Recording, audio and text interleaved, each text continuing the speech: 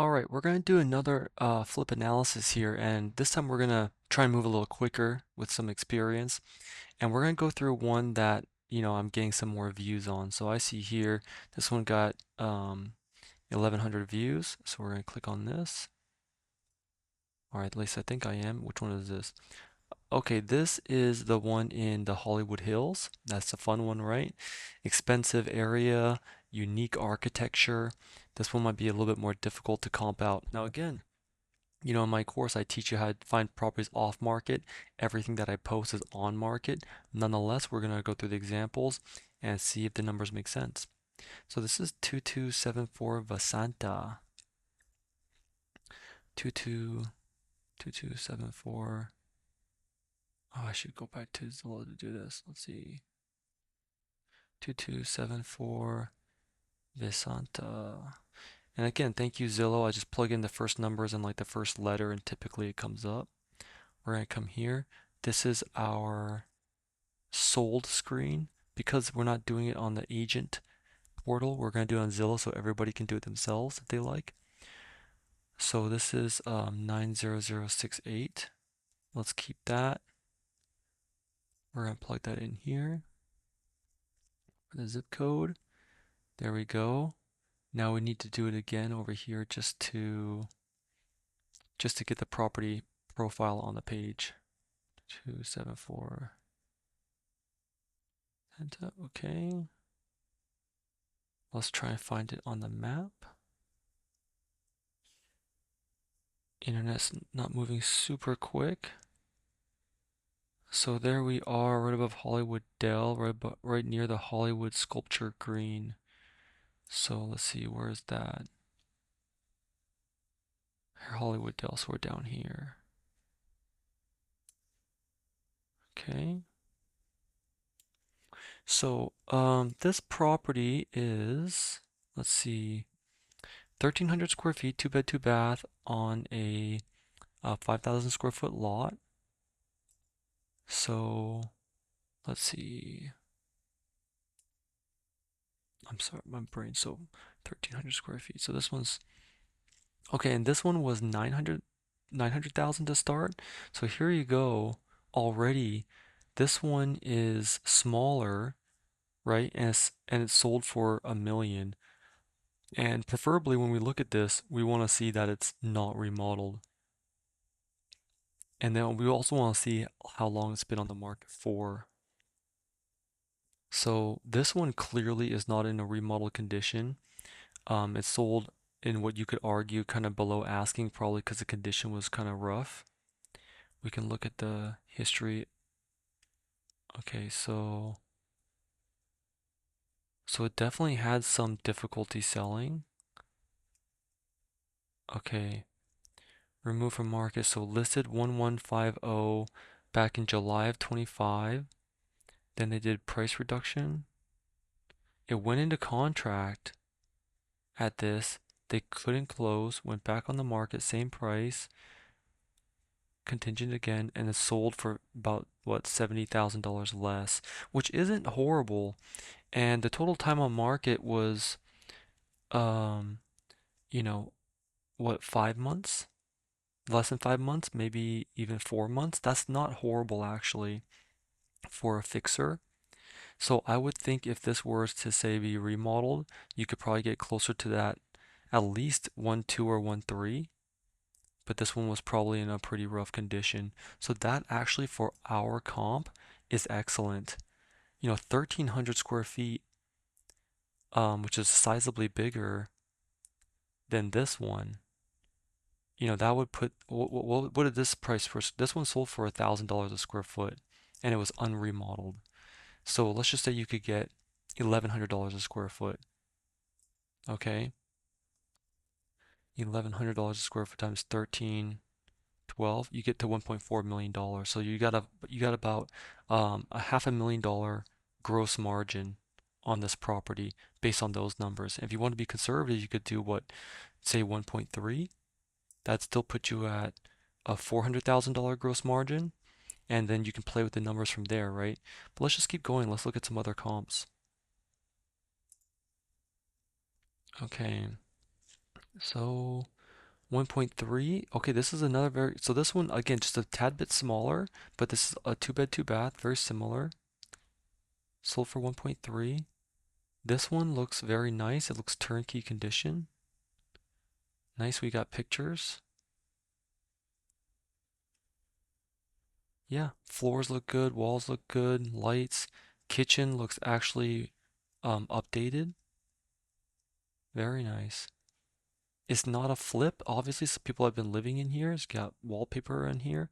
It's actually got a cute little yard, but this is very nice. Okay, so 1.35, this is a decent comp in my opinion. Let's go back and find out more about how it's sold. So this one, that's in 2015. We were going to ignore this bottom one here. So in 2025, listed in July, it went contingent super fast. 7 days on the market, and it went under contract. And it never left out of contract. So they ended up closing 25,000 below asking price, but essentially they took the first offer. That's very bullish. That's a very good sign looking at something that went off the market. In fact, you could have argued this one could have gone a little bit higher in price given how quickly it went off the market.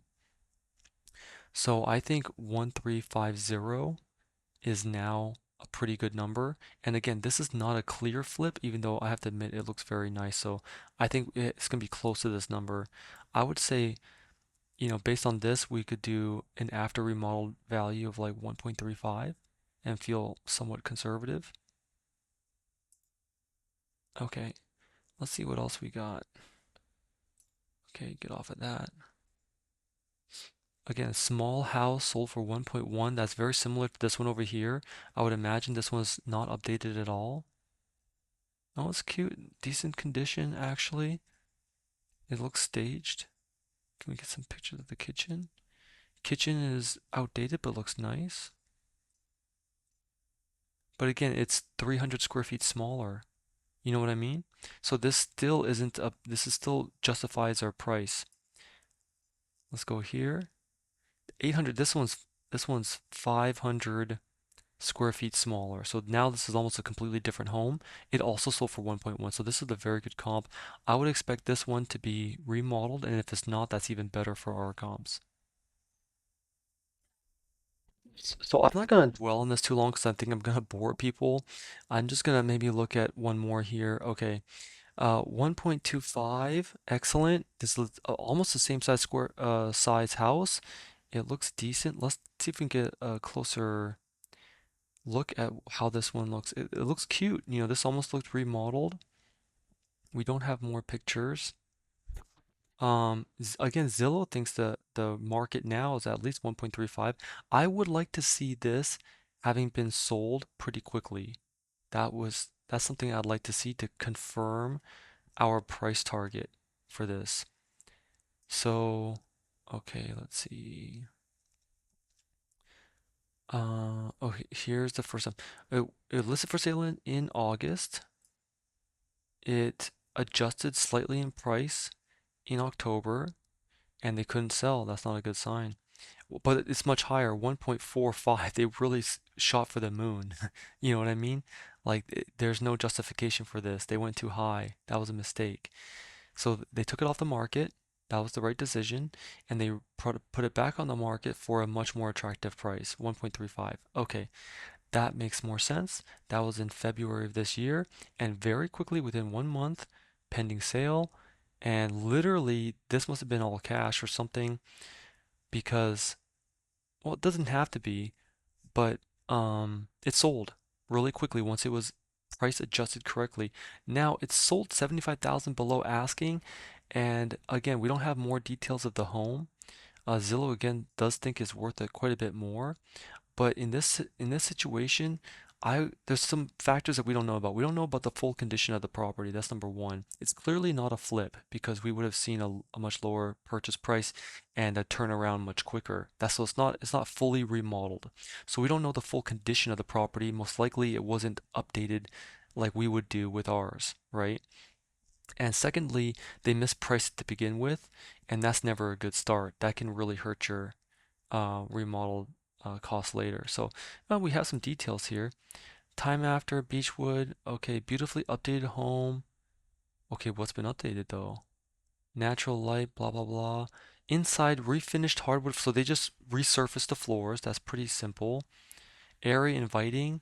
The updated kitchen, both stylish and functional. Okay, they don't mention anything about new cabinets or countertops. They just say updated. So that could have been updated a decade ago. You know what I mean? Um, so yeah, I'm clearly of the mindset that this one, especially because they clearly asked for a big price credit at the end to close, that this one was not in the best condition, despite maybe the nice intro photo here. Okay, so all that being said, let's go to our calculator now. Can I get to it from here? Yes, okay. So our purchase price, 900, right? Um, the after repair, no, what was the size of the property? The size of the property is 1312. Oh my gosh. Okay, let's keep going. Size of the property is 1312. And I'm going to put here 1350. Okay, so you have a pretty good gross margin here. I have 8 months, which I think is pretty safe. You can do, um, I like to keep it at 8 because I know a lot of hard money lenders, they have options at 8 months and 12 months. So if you want to go 12, you can go 12, but typically these are your two options, and your target should be 8. If you want to do 9, that might be a tad bit more conservative. Okay, now repairs, 100,000 for repairs. Let's look at the property again. Let's see if we can get an idea of how much we're going to spend. Okay, painting on the outside, that's clear. I want to check really quick if they mention anything about foundation issues. 'Cause if there is, then we have a big problem. Let's see, we're Hollywood developers, renovators, priced, offer deadline of Wednesday. That means they expect it to go quick. Unobstructed views of downtown, that's gonna be super attractive. Enjoying sweeping downtown views, blah blah blah, unique modern.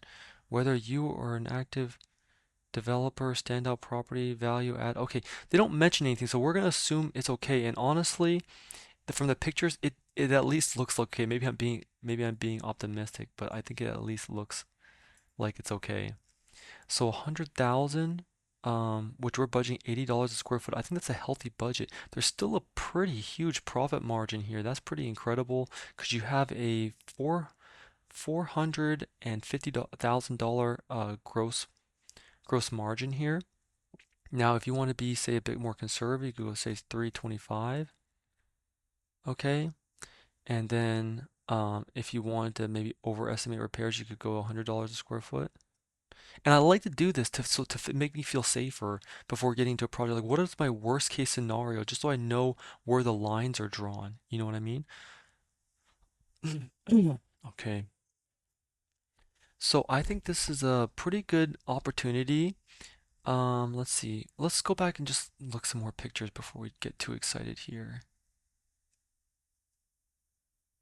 Okay, there's not going to be much of a yard, just from what I see. It's going to be mostly cliffside. But again, this type of unique property with these type of views, like sometimes these ones can really command an amazing price because you really get that Los Angeles, feeling. And if you're getting views like this, like that's pretty amazing.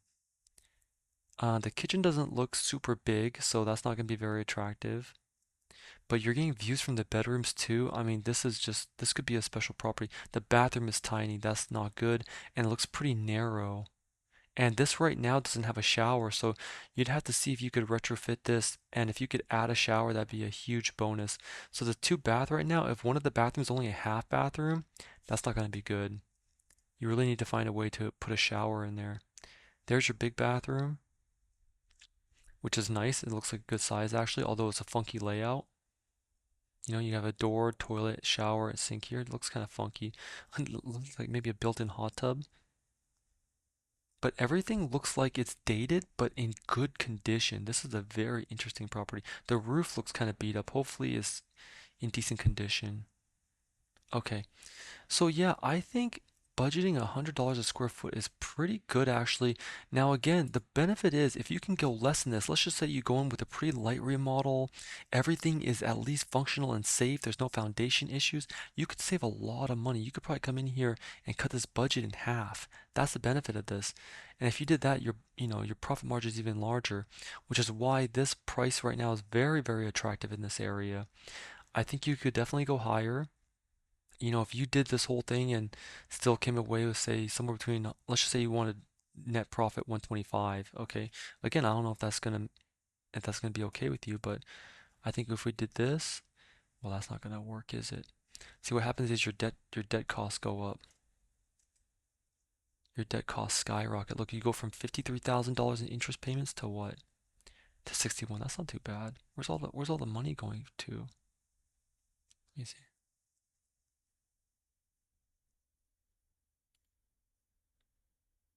Yeah, it's just it's because the purchase price goes up, so you're losing out took away $150,000 from that. So let's just say you come in here and you go, yeah, say 975, okay? But let's just say you can get in there, you go see the property, you find out there doesn't need that much work, you can get away with, let's just say 75,000, you know? Your profit's still pretty incredible. That's what means you could drive it up even further if it gets really competitive. That's where experience comes in. You know what I mean? Like if you have the experience and the knowledge to safely say this is not going to cost you that much money, you can go in there and bid more and still come away with that profit. Let's just say you want to be more conservative with the price. I think 1.3 is really your bottom line. I think if you remodel this, you're going to get at least 1.3, in my opinion. Okay? Yeah, still pretty good. 143. Debt service, if you want to finance the whole thing, is that take away another 13,000, that's going to be still pretty nice here. But if you can get this say for like 950, I like it. I like that type of a deal. I definitely would be willing to take that risk. You know why? To me, it's always about this. Limit the downside. Make sure you're most likely with almost 100% certainty not going to lose money, and then you try to maximize upside as much as possible. And that's what I think this type of a deal did. Okay, no need to rant. Let's just end it here.